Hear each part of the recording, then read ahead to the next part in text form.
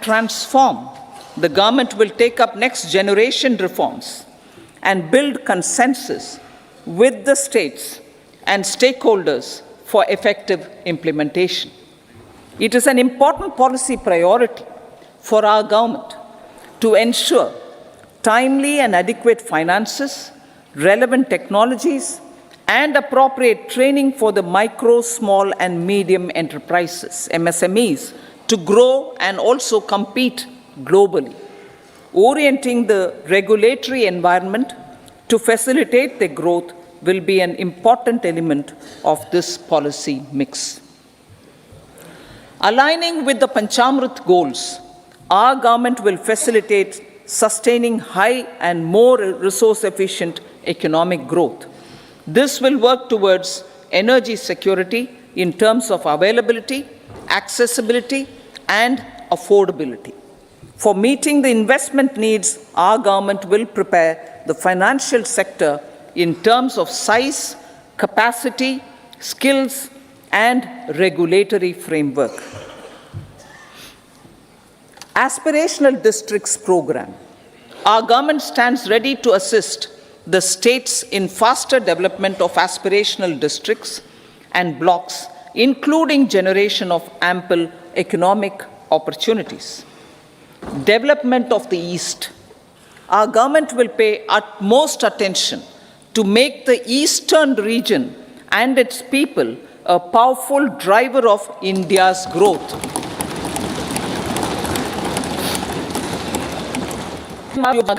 Despite just due to COVID, implementation of PM Awas Yojana Gramin continued top solarization and Muft Bijli. Through rooftop solarization, Honorable Prime Minister, 1 crore on the historic will be enabled to obtain of up to 300 units free electricity every month. Following benefits are expected. The resolve of Honorable Prime Minister savings up to on the historic day of consecration of annual Sri Ram Mandir in Ayodhya. Following benefits are expected. Savings up to 15 to 18,000 rupees annually for households from free solar electricity and selling the surplus to the distribution companies. Charging of electric vehicles. Entrepreneurship opportunities for a large number of vendors for supply and installation. Employment opportunities for the youth with technical skills in manufacturing, installation, and maintenance. Housing for middle class. Our government will launch a scheme to help deserving sections of the middle class, and I quote from Honorable Prime Minister's words, living in rented houses or slums or chawls and unauthorized colonies, unquote, to buy or build their own houses.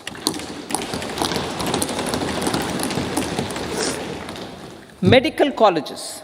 Several youth are ambitious to get qualified as doctors. They aim to serve our people through improved healthcare services.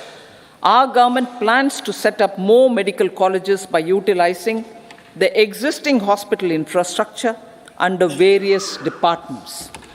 A committee for this purpose will be set up to examine the issues and make relevant recommendations. Cervical cancer vaccination. Our government will encourage vaccination for girls in the age group of 9 to 14 years for prevention of cervical cancer. Maternal and child health care. Various schemes for maternal and child care will be brought under one comprehensive program for synergy in implementation. Upgradation of Anganwadi centers under Saksham Anganwadi and Poshan 2.0 will be expedited for improved nutrition delivery, early childhood care, and development. The newly designed U-Win platform for managing immunization and intensified efforts of Mission Indradhanush will be rolled out expeditiously throughout the country. Ayushman Bharat. Healthcare cover under Ayushman Bharat scheme will be extended to all ASHA workers, to all Anganwadi workers and helpers. Agriculture and food processing. The efforts of value addition in agriculture sector and boosting farmers' incomes will be stepped up. Pradhan Mantri Kisan Sampada Yojana has benefited 38 lakh farmers and generated 10 lakh employment. Pradhan Mantri Formalization of Micro Food Processing Enterprises Yojana has assisted 2.4 lakh SHGs and 60,000 individuals with credit linkages. Other schemes are complementing the efforts for reducing post-harvest losses and improving productivity and incomes. For ensuring faster growth of the sector, our government will further promote private and public investment in post-harvest activities, including aggregation, modern storage, efficient supply chains, primary and secondary processing and marketing and branding. Nano DAP. After the successful adoption of nano urea, application of nano DAP on various crops will be expanded in all agroclimatic zones. Atmanirbhar Oilseeds Abhiyan. Building on the initiative announced in 2022, a strategy will be formulated to achieve Atmanirbharta for oil seeds such as mustard, groundnut, sesame, soya bean, and sunflower. This will cover research for high-yielding varieties, widespread adoption of modern farming techniques, market linkages, procurement, value addition, and crop insurance. Dairy development. A comprehensive program for supporting dairy farmers will be formulated. Efforts are already on to control foot and mouth disease. India is the world's largest milk producer with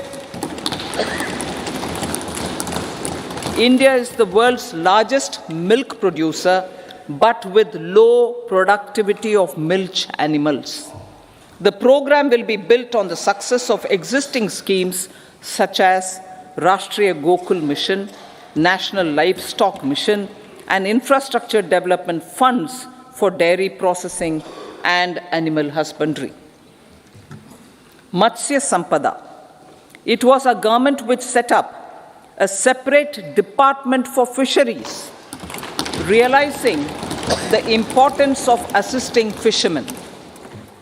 This has resulted in doubling of both inland and aquaculture production. Seafood exports since 2013-14 has also doubled. Implementation of Pradhan Mantri Matsya Sampada Yojana will be stepped up to 1. Enhance aquaculture productivity from existing 3 to 5 tons per hectare. 2. Double exports to 1 lakh crore rupees, and 3. Generate 55 lakh employment opportunities in the near future. 5 integrated aqua parks will also be set up. Lakpati Didi.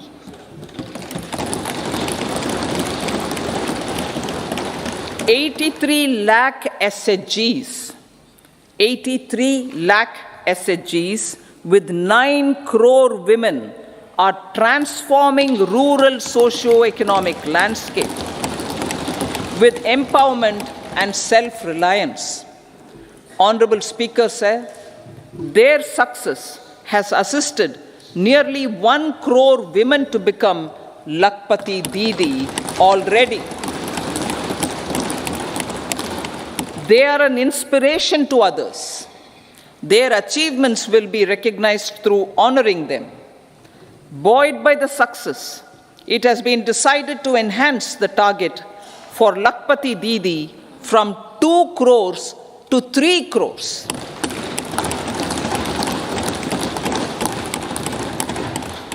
Technological changes, new age technologies and data are changing the lives of people and businesses.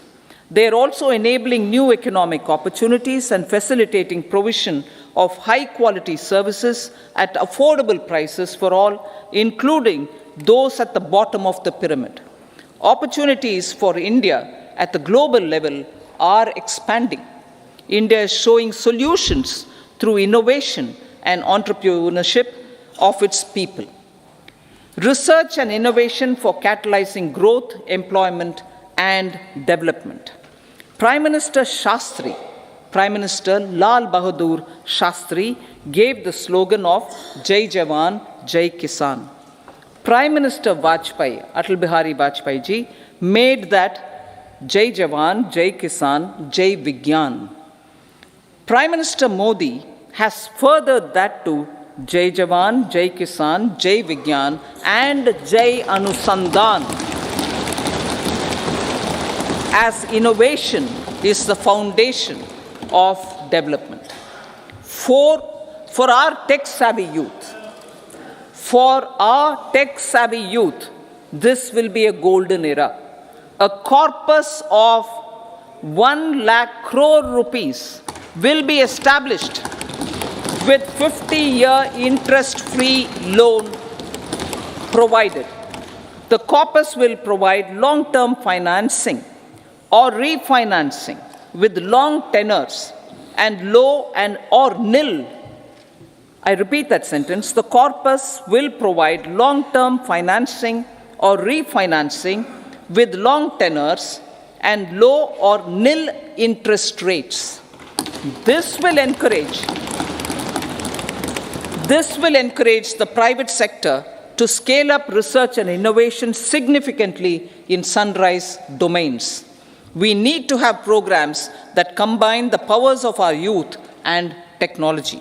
A new scheme will be launched for strengthening deep tech technologies for defense purposes and expediting Atmanirbharta.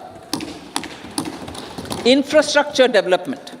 Building on the massive tripling of the capital expenditure outlay in the past 4 years, resulting in huge multiplier impact on economic growth and employment creation, the outlay for the next year is being increased by 11.1% to 11,111 crore rupees.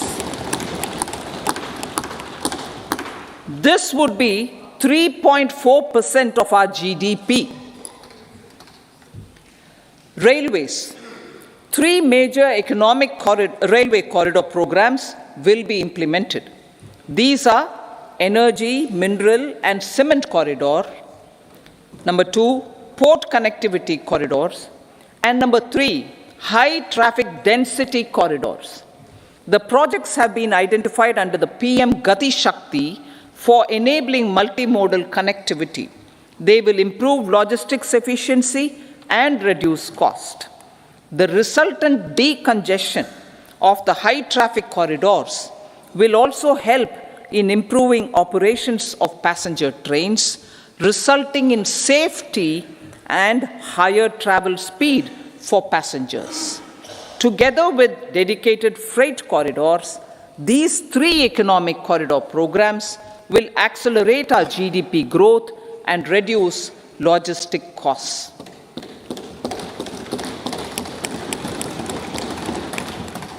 40,000 normal rail bogies will be converted to Vande Bharat standards to enhance safety, convenience, and comfort of passengers.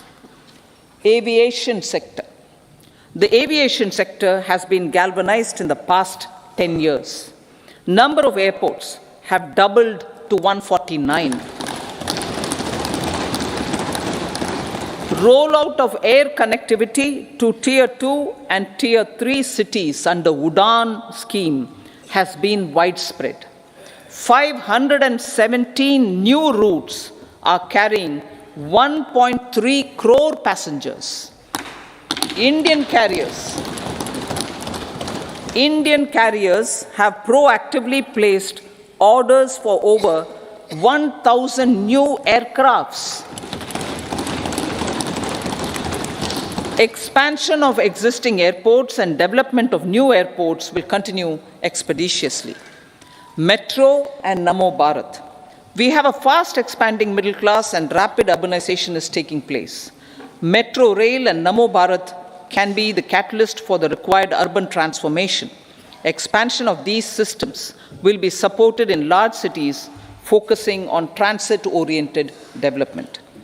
Green energy. Towards meeting our commitment for net zero by 2070, the following measures will be taken. Viability gap funding will be provided for harnessing offshore wind energy potential for initial capacity of 1 gigawatt. Coal gasification and liquefaction capacity of 100 metric tons will be set up by 2030. This will also help in reducing imports of natural gas, methanol, and ammonia. Phased mandatory blending of compressed biogas in compressed natural gas for transport and piped natural gas for domestic purposes will be mandated. Financial assistance will be provided for procurement of biomass aggregation machinery to support collection. Electric vehicle ecosystem. Our government will expand this and strengthen the e-vehicle ecosystem by supporting manufacturing and charging infrastructure. Greater adoption of e-buses for public transport networks will be encouraged through payment security mechanism. Biomanufacturing and biofoundry. For promoting green growth, a new scheme of biomanufacturing and biofoundry will be launched. This will provide environment-friendly alternatives such as biodegradable polymers, bioplastics, biopharmaceuticals, and bioagri inputs. This scheme will also help in transforming today's consumptive manufacturing paradigm to the one based on regenerative principles. Blue Economy 2.0. For promoting climate resilient activities for Blue Economy 2.0, a scheme for restoration and adaptation measures and coastal aquaculture and mariculture with integrated and multi-sectoral approach will be launched. Comprehensive development of tourist centers. The success of organizing G20 meetings in 60 places presented diversity of India to global audience. Our economic strength has made the country an attractive destination for business and conference tourism. Our middle class also now aspires to travel and explore. Tourism, including spiritual tourism, has tremendous opportunities for local entrepreneurship. States will be encouraged to take up comprehensive development of iconic tourist centers, branding and marketing them at global scale. A framework for rating of the centers based on quality of facilities and services will be established. Long-term interest-free loans will be provided to states for financing such development on matching basis. Based on quality of facilities and services will be established. Long-term interest-free loans will be provided to states for financing such development on matching basis. To address the emerging fervor for domestic tourism, Honorable Speaker, sir, projects for port connectivity, tourism infrastructure, and amenities will be taken up on our islands, including Lakshadweep. This will help in generating employment also. Promoting investments. The FDI inflow during 2014 to 23 was $596 billion US, marking a golden era. That is twice the inflow during 2005 to 14. For encouraging sustained foreign investment, we are negotiating bilateral investment treaties with our foreign partners in the spirit of First Develop India. FDI is First Develop India. Reforms in the states for Vikasit Bharat. Many growth and development enabling reforms are needed in the states for realizing the vision of Vikasit Bharat. A provision of 75,000 crore rupees as 50-year interest-free loan is proposed this year to support those milestone-linked reforms by the state governments. Societal changes. The government will form a high-powered committee for an extensive consideration of the challenges arising from fast population growth and demographic changes. The committee will be mandated to make recommendations for addressing these challenges comprehensively in relation to the goal of Vikasit Bharat. Amrit Kal as Kartavya Kal. Our government stands committed to strengthening and expanding the economy with high growth and to create conditions for people to realize their aspirations. Honorable Prime Minister, in his Independence Day address to the nation in the 75th year of our Republic, said, and I quote, "We commit ourselves to national development with new inspirations, new consciousness, new resolutions, as the country opens up immense possibilities and opportunities. It is our Kartavya Kal." Unquote. Every challenge of the pre-2014 era was overcome through our economic management and our governance. These have placed the country on a resolute path of sustained high growth.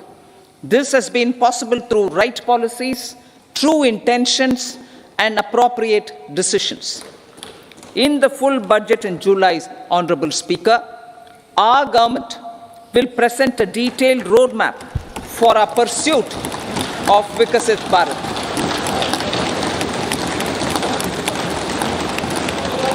Revised estimates. Revised estimates of 2023-24. The revised estimate of the total receipts other than borrowings is 27.56 lakh crores of rupees, of which the tax receipts are 23.24 lakh crore rupees. The revised estimate of total expenditure is 44.90 lakh crore rupees.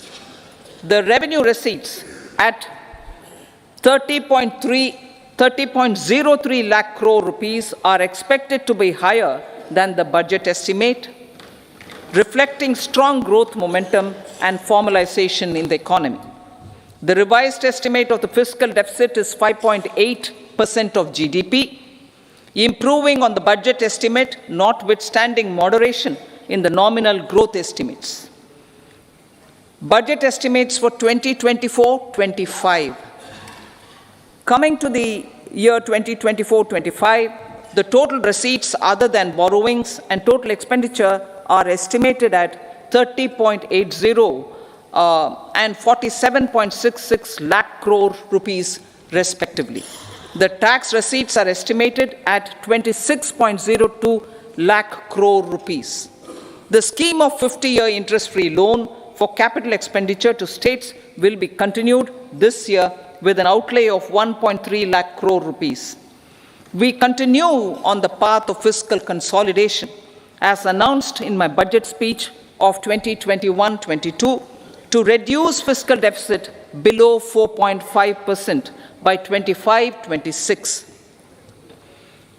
The fiscal deficit in 2024-25 is estimated to be 5.1% of GDP, adhering to that path. So the gross and net market borrowings through dated securities during 24-25 are estimated at 14.13 lakh crore rupees and 11.75 lakh crore respectively. Both will be less than that in 23-24. Now that the private investments are happening at scale, the lower borrowings by the central government will facilitate larger availability of credit for the private sector. Vote on account. I'll be seeking vote on account approval of the Parliament through the appropriation bill for a part of the financial year 2024-25. I will now move to Part B. Honorable Speaker, sir, over the last 10 years, the direct tax collections have more than trebled and the return filers swelled 2.4 times. I would like to assure the taxpayers that their contributions have been used wisely for the development of the country and welfare of its people. I appreciate the taxpayers for their continued support. The government has reduced and rationalized tax rates. Under the new tax scheme, there is now no tax liability for taxpayers with income up to 7 lakh rupees, up from 2.2 lakh rupees in the financial year 2000 tax rates. Under the new tax scheme, there is now no tax liability for taxpayers with income up to 7 lakh rupees, up from 2.2 lakh rupees in the financial year 2013-14. The threshold for presumptive taxation for retail businesses was increased from 2 crores to 3 crores. Similarly, the threshold for professionals eligible for presumptive taxation was increased from 50 lakh rupees to 75 lakh rupees. Also, corporate tax rate was decreased from 30% to 22% for existing domestic companies and to 15% for certain new manufacturing companies. Honorable Speaker, sir, in the last 5 years, our focus has been to improve taxpayer services. The age-old jurisdiction-based assessment system was transformed with the introduction of faceless assessment and appeal, thereby imparting greater efficiency, transparency, and accountability. Introduction of updated income tax returns, a new Form 26AS, and pre-filling of tax returns have made filing of tax returns simpler and easier. Average processing time of returns has been reduced from 93 days in the year 2013-14 to a mere 10 days this year, thereby making refunds faster. Indirect taxation. By unifying the highly fragmented indirect tax regime in India, the GST has reduced the compliance burden on trade and industry. The industry has acknowledged the benefits of GST. According to a recent survey conducted by a leading consulting firm, 94% of industry leaders view the transition to GST as largely positive. According to 80% of the respondents, it has led to supply chain optimization, as elimination of tax arbitrage and octroi has resulted in disbanding of checkposts at the state and city boundaries. At the same time, tax base of GST more than doubled, and the average monthly gross GST collection has almost doubled to 1.66 lakh crores this year. States too have benefited. States' SGST revenue, including compensation released to states in the post-GST period of 2017-18, to 2022-23 has achieved a buoyancy of 1.22. In contrast, the tax buoyancy of state revenues from subsumed taxes in the pre-GST four-year period of 2012-13 to 2015-16 was a mere 0.72. The biggest beneficiaries are consumers, as reduction in logistic cost and taxes have brought down prices of most goods and services. We have taken a number of steps in customs to facilitate international trade. As a result, the import release time declined by 47% to 71 hours at inland container depots, by 28% to 44 hours at air cargo complexes, and by 27% to 85 hours at seaports over the last 4 years since 2019, when the national time release studies were first started. Tax proposals. As for tax proposals, in keeping with the convention, I do not propose to make any changes relating to taxation and propose to retain the same tax rates for direct and indirect taxes, including import duties. However, certain tax benefits to startups and investments made by sovereign wealth or pension funds, as also tax exemption on certain income of some IFSC units, are expiring on 31/3/2024. To provide continuity in taxation, I propose to extend the date to 31/3/2025. Moreover, in line with our government's vision to improve ease of living and ease of doing business, I wish to make an announcement to improve taxpayers' services. There are a large number of petty, non-verified, non-reconciled, or disputed direct tax demands, many of them dating as far back as 1962, which continue to remain on the books, causing anxiety to honest taxpayers and hindering refunds of subsequent years. Honorable Speaker, sir, I propose to withdraw such outstanding direct tax demands up to 25,000 rupees pertaining to the period up to financial year 2009-10 and up to 10,000 rupees for financial years 2010-11 to 2014-15. This is expected to benefit about 1 crore taxpayers. 1 crore taxpayers would benefit out of this. Economy then and now. In 2014, when our government assumed the reins, the responsibility to mend the economy step by step and to put the governance systems in order was enormous. The need of the hour was to give hope to the people, to attract investments, and to build support for the much-needed reforms. The government did that successfully, following a strong belief of nation first. The crisis of those years has been overcome, and the economy has been put firmly on a high, sustainable growth path with all-round development. It is now appropriate to look at where we were then. I repeat, it is now appropriate to look at where we were then till 2014 and where we are now, only for the purpose of drawing lessons from the mismanagement of those years. The government will lay a white paper on table of the House.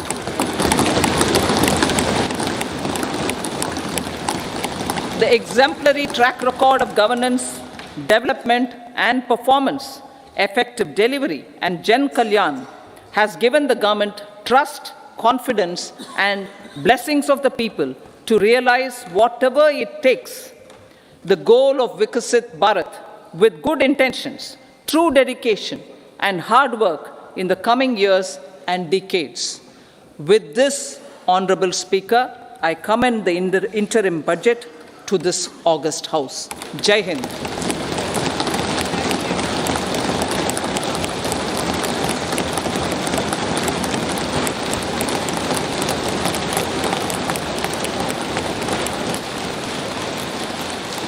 Item number 2 Shrimati Nirmala Sitharaman ji.